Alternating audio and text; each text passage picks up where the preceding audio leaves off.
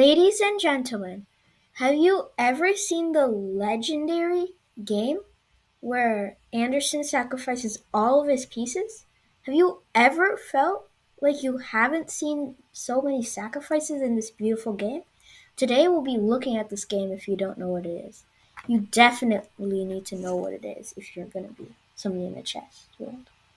So, Adolf starts, okay, Adolf is playing here Leon Adalbert Bagration Felix. I don't know. People in 1851 had crazy names, but okay. So e4, e5. Now we start with the King's Gambit. The King's Gambit is one of the most popular openings. It used to be the most played opening in e4, e5, but it has gradually become less popular because there are some ways to refute it. For example, a common system is g5, where black tries to grab onto the pawn, but he allows white to gain some counterplay because he isn't developing any pieces really. I would recommend simply developing your pieces and giving your pawn back. You would probably try to not play as risky, but g5 is a solid option. For example, a good line would be something like d5 here. Now let's say they take, you recapture. And for all of those Scandi fans out there, you're not going to play Queen a5. And it looks kind of weird, but it's a decent position since you're still up a pawn. There are various ways to play, but black is essentially fine. Or there are some lines where you can gambit the pawn and completely get it away. Like, for example, I just want to mention here, putting your bishop here is a horrible move. It looks fine, but it's a horrible move because you allow this, and now white is definitely going to win the pawn back on the next move. This is preemptively met with this. So, let's say black plays knight to e7. This is what I would personally recommend for an intermediate player. And now, what you do is that you grab space in the center, supported by your knight,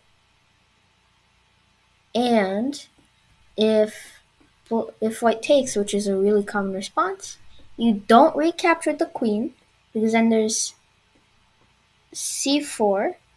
Well, not really c4. I don't know why the engine hits c4, but that would place. But knight to c3, and white is getting huge development on your queen.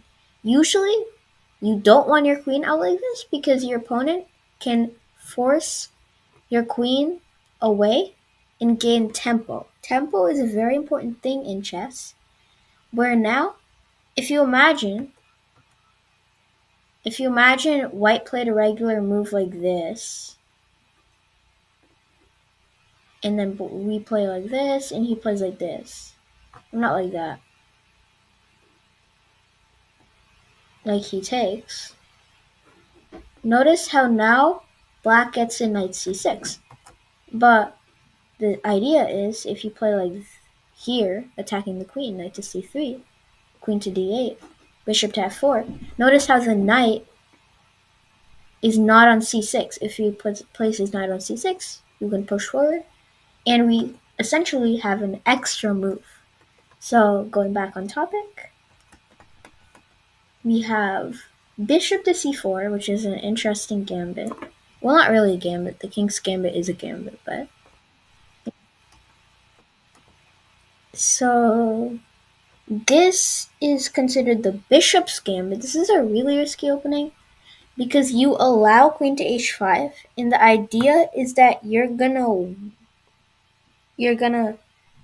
walk. You're gonna keep your king safe on f1, which is usually a common idea in the king's gambit, and you're actually gonna try to disprove black's queen, which is slightly misplaced, with gaining tempo, which we talked about earlier.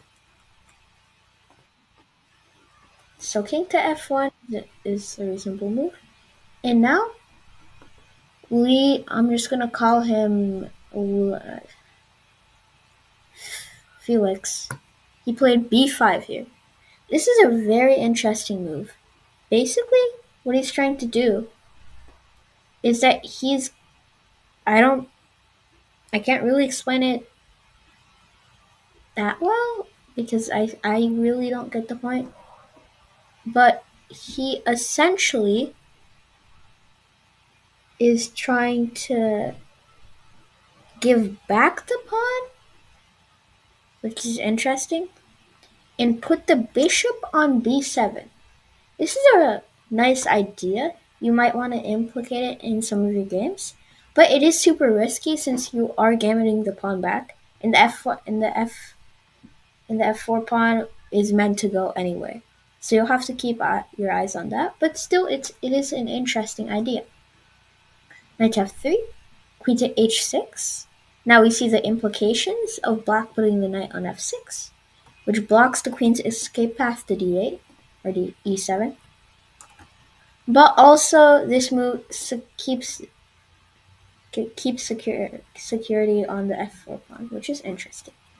So there's not much happening here. d3, though I would have liked to see Anderssen play d4, grabbing some space. This is not free because you can play here or here with implications, and now your knight is pinned. And you can't follow it with like queen to e6. If queen to e6, which is actually surprisingly a bad move because you have the immediate takes.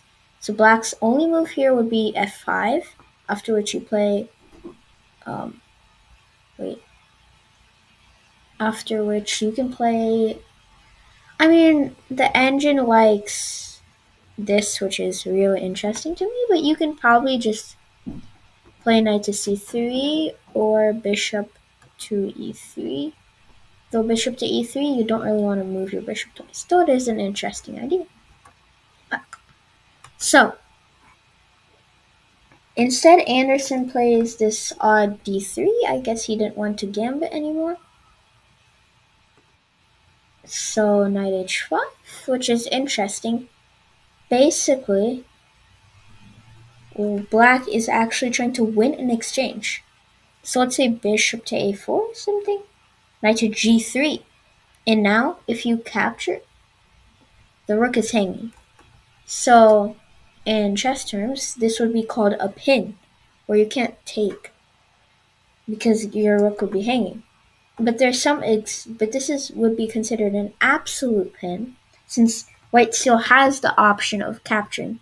If this rook was a king, if these positions were flipped, of the king to rook, this would be, that was a relative pin. If the positions were switched, it would be an absolute pin, since you literally don't have the choice of capture. So now Anderssen plays this really interesting but pretty bad move of knight to h4, because he essentially stops this threat, but the knight doesn't want to be placed on f5, because the knight is really better placed because g6 and bishop to g7 is an interesting idea. And essentially, the knight isn't doing anything there. It looks good, but it really doesn't help white in any way. A better move would have probably just been rook to g1 to completely avoid this idea. Though, this is not optimal. This is why I don't play the King's Gambit. Queen to g5, knight to f5. Queen to g5 is actually interesting because it really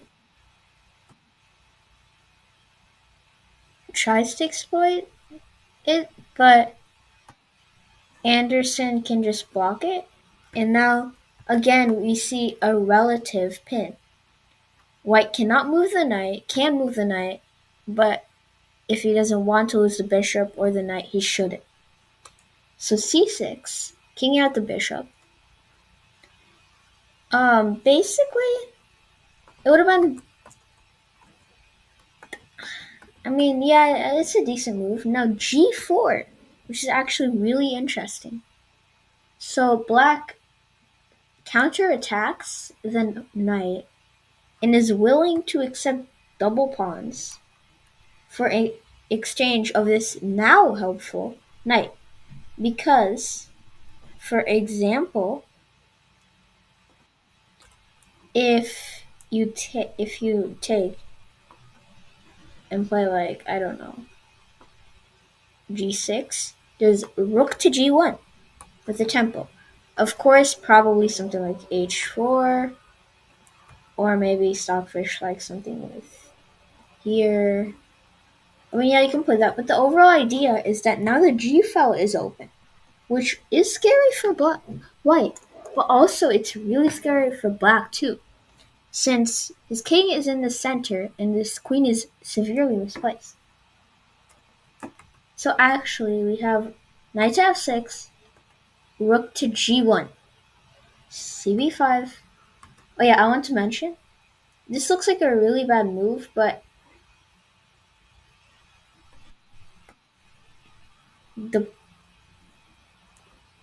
yeah, I mean, I'm just there's actually h4 in the relative value of this knight is worth two pieces now because all of black's pieces is on the back rank. This is a very important concept you should take note of. It seems as though white is down a piece and he's completely losing, but he's so passive in terms of development that he actually can't do anything. And this queen from the side of f6 is completely stuck on this useless two squares. So knight to queen to g6, h5, queen to g4, queen to f3. Now white is threatening bishop to f4 and the queen is trapped. Yes, it is trapped. So knight to g8, only move, escaping. Take. Oh no, I don't think he took. He took. I mean, it's a bit hasty. He could leave the pawn, but he decides to take it. I mean, I can't say anything about this move. Now, black attacks the pawn all the way on b2. I don't know what's happening to my computer. So knight to c3. b5 here looks interesting, but it's actually really bad. Because it looks like you win material, but there's actually a fork here, and you lose material. You might say, oh wait, you can just move here. No, you can't. You're really stupid. Because you can just play a regular move, like rook here. And the rook is trapped, it can't even escape. So you're gonna capture it on the next move. So, bishop to c5. It's an interesting move. Getting a tempo. Knight here. Bishop to d6.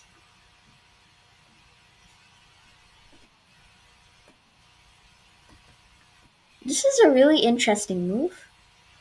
Of course, rook to e1 is also interesting, but Anderssen sacrifices a rook and with check,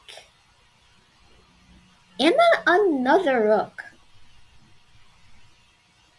to show what would happen if he took here, here.